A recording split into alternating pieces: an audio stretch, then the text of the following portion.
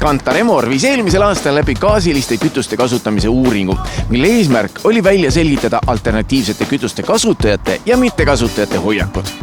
Eriti suurt tähelepanu pöörati barjääridele, mis gaasi kasutamist takistavad ja lahendustele, mis neid mugavalt ületada aitavad.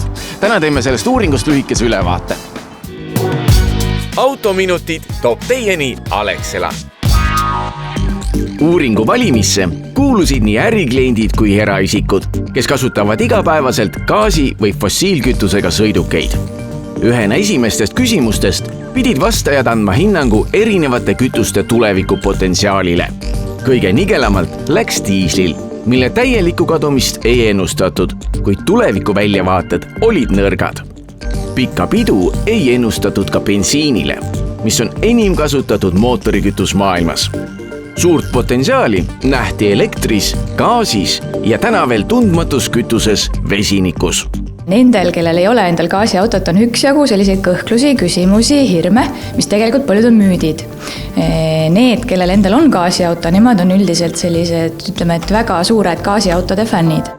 Kantar Emori strateegiakonsultant Kristiina Kruuse sõnul oli mittekasutajate kõhklused seotud nii tehnoloogia turvalisuse, hoolduse kui ka gaasilise kütuse kättesaadavusega.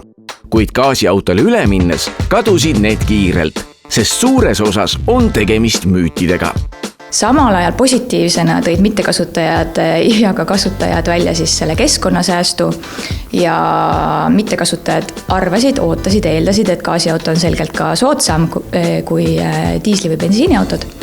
Ja need, kes ise olid siis selle gaasiauto kasutusele võtnud, nemad ütlesid, et tegelikult see kokkuhoid on tublisti suurem, kui nad isegi oleksid osanud arvata, et nad küll esialgu lugesid ja kuulsid sõprade kogemusi, aga see tundus neile väga naljakas, et sa saad a la Riias ära käia ja Eesti piirini tagasi 11 euroga. Et see oli pigem nagu selline humoorikas lugu, aga kui reaalselt nüüd ise käiaksegi, sõidetakse väga palju ringi, et siis see tegelikult vastab tõele. Need, kes olid ise kasutusele võtnud gaasiauto, nemad meenutasid, et esialgu oligi peamine küsimus, et kas ma ikka saan igal pool tankida, ega ma kuskil hätta ei jää. Vaadati üle see tanklate võrgustik, siis leiti, et tegelikult on ju võimalused päris head, et jah, päris igast tanklas ei saa, aga ikkagi raadiuses mul on piisavalt neid gaasitanklaid, kus tankida. Gaasiauto positiivsetest muudatustest toob Kruuse välja autojuhtide elustiili muutuse. Autoga sõite planeerides ei pea pingsalt mõtlema sõidukulule. Kui varem võib-olla ei hakanud sõbra sünnipäevaks Tartusse lihtsalt 8 tunniks kohale sõitma, siis nüüd see ei ole küsimus sellepärast, et kas on mõtet kulutada nii palju kütusele. Et inimesed ütlesid, et nad on ette võtnud väga pikki sõite, mida nad varem ei oleks autoga teinud sellisel kujul. Gaasisõidukite suurim kasu joonistus välja sõidujagamisteenuse turul, kus kütusekulu on määrava tähtsusega. Samas oli uuringus osalenud suurettevõtjatel küsimus, kas gaasi hind jääbki soodsaks. Ma mäletan, kuidas Kulle rääkis, et kui ta ei teeks seda tööd mitte mingi muu autoga kui siis CNG gaasiautoga, et vastasel juhul ta lihtsalt oma tulu sõidaks kõik kütuse alla ära, et praegu ta on oma tööga väga rahul ja põhimõtteliselt ühe kliendi tasusta sõidab terve päev läbi ja rohkemgi veel. Praegu on gaas väga soodne Eestis, et kui kauaks mul jagub seda kindlustunnet, et kui ma ostan endale selle suure kalli LNG veoki selle eesmärgiga, et see pikaajaliselt tasub ennast ära, kas ma saan olla kindel selles, et riik järsult ei tõsta aktsiise, et see oli neil selline peamine murekoht, et nad ütlesid, et kui see kindlus oleks olemas, siis kindlasti nad teeksid veelgi julgemalt neid investeeringuid.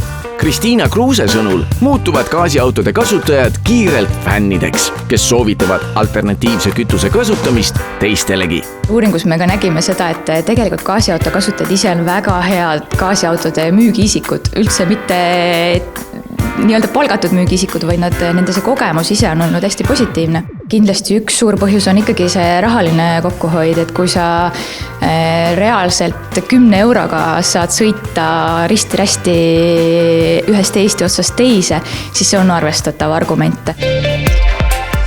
Uuringus osalejate hinnangul on bensiin autokütusena eelistatuim variant. Diiselmootorite negatiivse poolena toodi välja kallis remondikulu ja tehnilised probleemid lühikeste vahemaade sõitmisel. uuringust hakkas kõige enam silma gaasiautoga sõitvate inimeste positiivne meelestatus. Kes kord juba CNG või LPG autoga sõidavad, need näevad selles majanduslikku kasu ja soovitavad sõbralegi. Sellised olid Autominutid. Kohtume juba uuel nädalal. autominutid toob teieni Alexela.